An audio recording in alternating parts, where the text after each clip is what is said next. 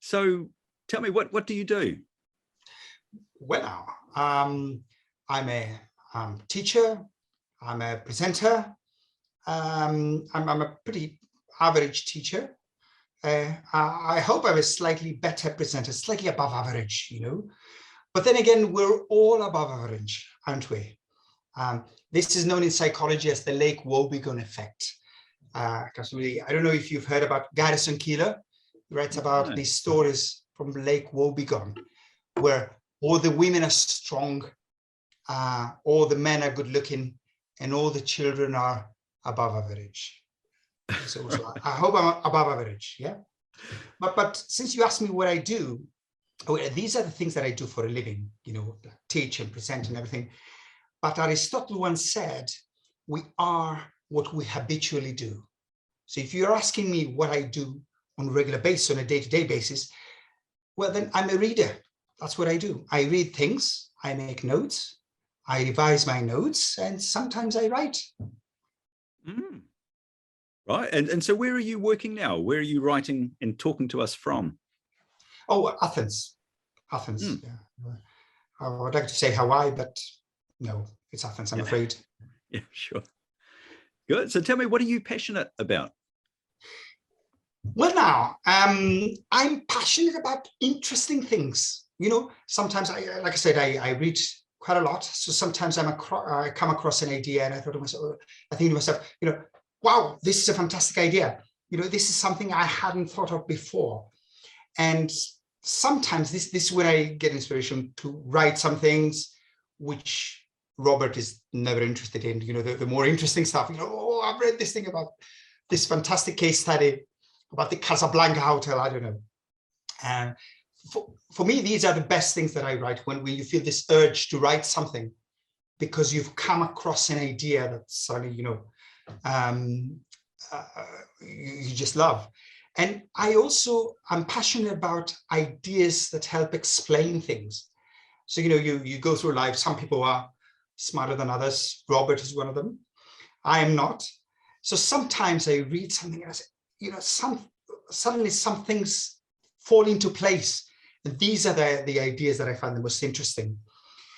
For example, let me give you an example.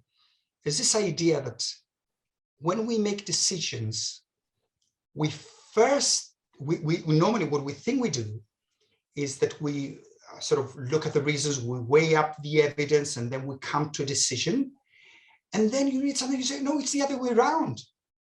Apparently, we make a decision about something on the basis of emotional reasons, and then we construct the reason, the rationale, why we made that decision. And that was perfectly demonstrated by studies by a guy called Gazzaniga. I don't know if you've heard about him, with split brain patients. And anyway, I don't want to tire you with these things. But basically, what they did is they told these guys to do things, but they addressed one part of the brain. And we were talking about split brain patients here, right? So they gave somebody a command like stand up. So the guy stood up, and then they asked, okay, why did you just stand up? And the part of the brain that controls the language could not communicate with the other part, you see? So the guy, instead of saying, I don't know, he said, well, I wanted to get a Coke. You get the idea? So apparently there's a part in our brain, which they call the confabulator, that makes up reasons for why we do the things we do. And and then you see this in real life and it starts making sense. For example, have you ever talked about a guy who's just been through a breakup? It's always the other person's fault, right? Okay, I'll stop here because I can go on talking about these things forever. Yeah, fascinating though, isn't it? And I can relate to so much of what you're saying there. It's interesting. Yeah. Well, none of these ideas are mine, I have to say this. Yeah. Why do you write for MET? That's right, because there are two answers here. The first, so you can understand this question two ways. Why do you do it? And the second question is, how did you end up writing for the MET? And I think I would like to start with the second question. Mm-hmm. How did I start writing for the MET? And the answer is by chance, by accident. The answer is I happened to meet Robert while I was on a trip to KSA, to Saudi Arabia. We met there over lunch. We started talking about this and that. And Robert, I have to say this, please let me say that I do not flatter people, but Robert is quite exceptional on the people in ELT. I think he's very perceptive and so on. So we started talking about this and that. We discovered we had a number of ideas in common and so on. And basically I was boring him by talking like I'm doing with you now. And I think at some point he got fed up and he said, so, okay, why don't you write something for the MET? And that's how it started. So it all started by accident. See? But had I not met Robert, I don't think I would have started writing for MET. And how do I know that? Because I know that because I had sent articles to the previous editor and I never received a reply. Yeah, that's how things. Let me give you just another example. That's how, by the way, that's how I started working for OUP. Right, I was once invited to Salonika to give a presentation. There was a guy there who was the chairperson for TISA Macedonia Thrace, somebody called Roger House, and he was a presenter for I think it was the Oxford Teachers Academy. So I asked him, over dinner at the taverna, so I know you work for OTA, how can I get into this? And so yeah, let me give you an email. So I sent him an email. I tell them that I sent them, and that's how I sent them my CV and so on. They got interested. That's how I started working for OUP. But had it not been for that, if I had sent them an unsolicited email with a CV or anything, I don't think anything would have happened. See, in fact, there's a theory out there. As an article somebody wrote a few decades ago called it was a theory of weak ties. The idea that we get our breaks in life from weak ties, from acquaintances, people who, not from our close circle of friends. You get the idea. And now let's think about it for a second, okay?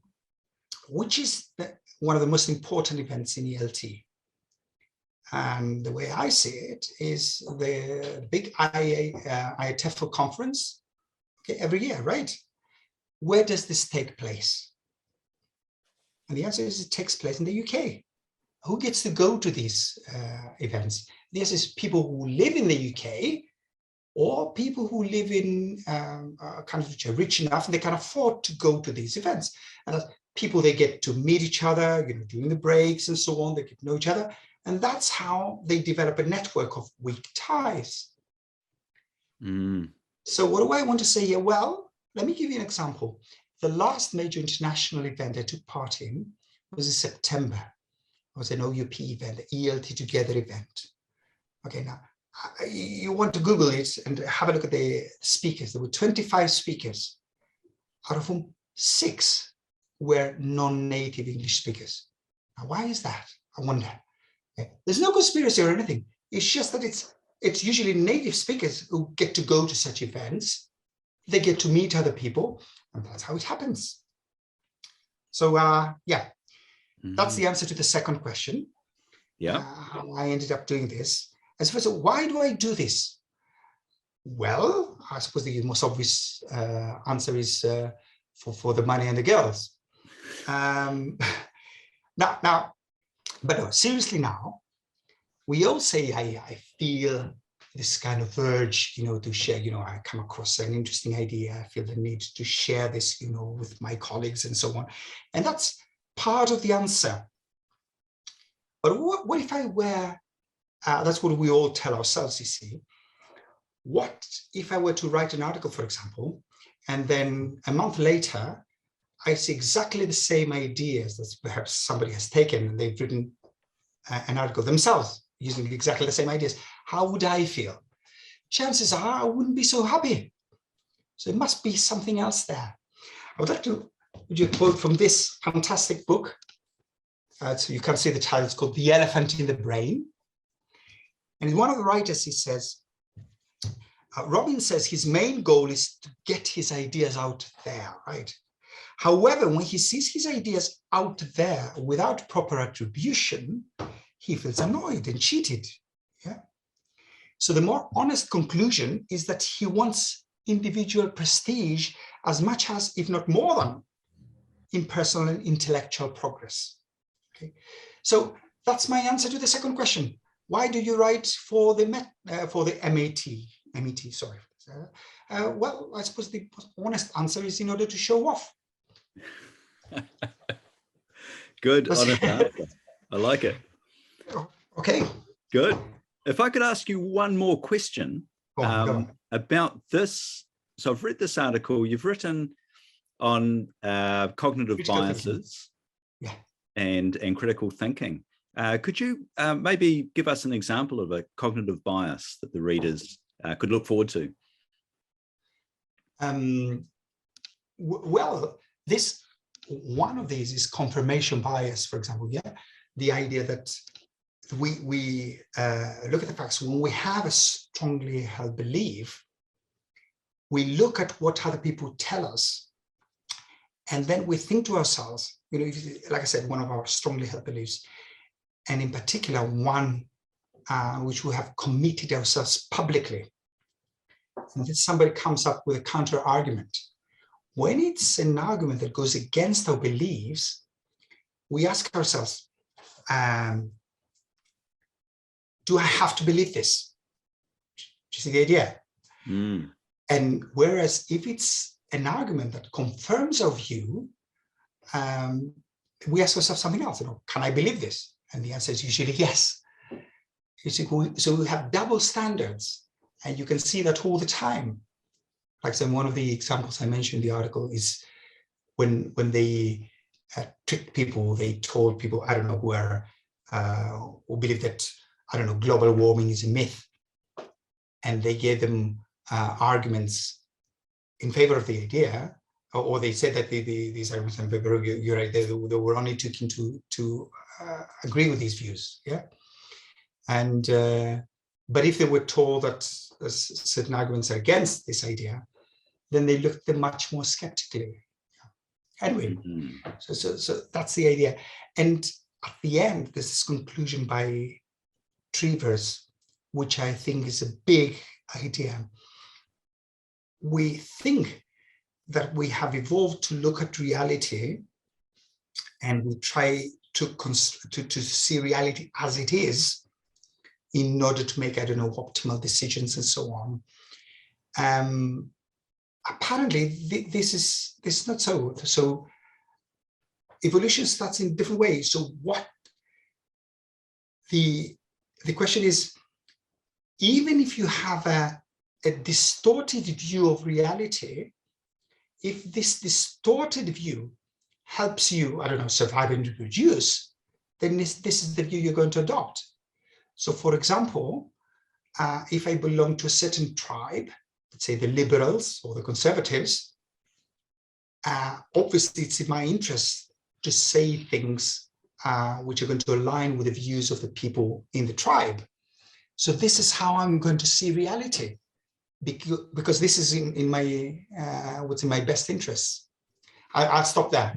I'm sorry for boring you with all this. Yeah, no, that's interesting. It's fascinating. Yeah. Robert Trees. And the idea is that we do not actually lie. We lie to ourselves, the better to lie to others. Okay. Yeah. Again, I'll stop there. That's fascinating. And of course, very useful for the critical thinking that students need to do in their academic reading and other activities. So listen, thank you so much, Nick. It's been thank you so much. I hope I haven't taken up too much of your time. I if I'm talking about things that I like, I tend to get carried away sometimes. Sorry for this. Me too.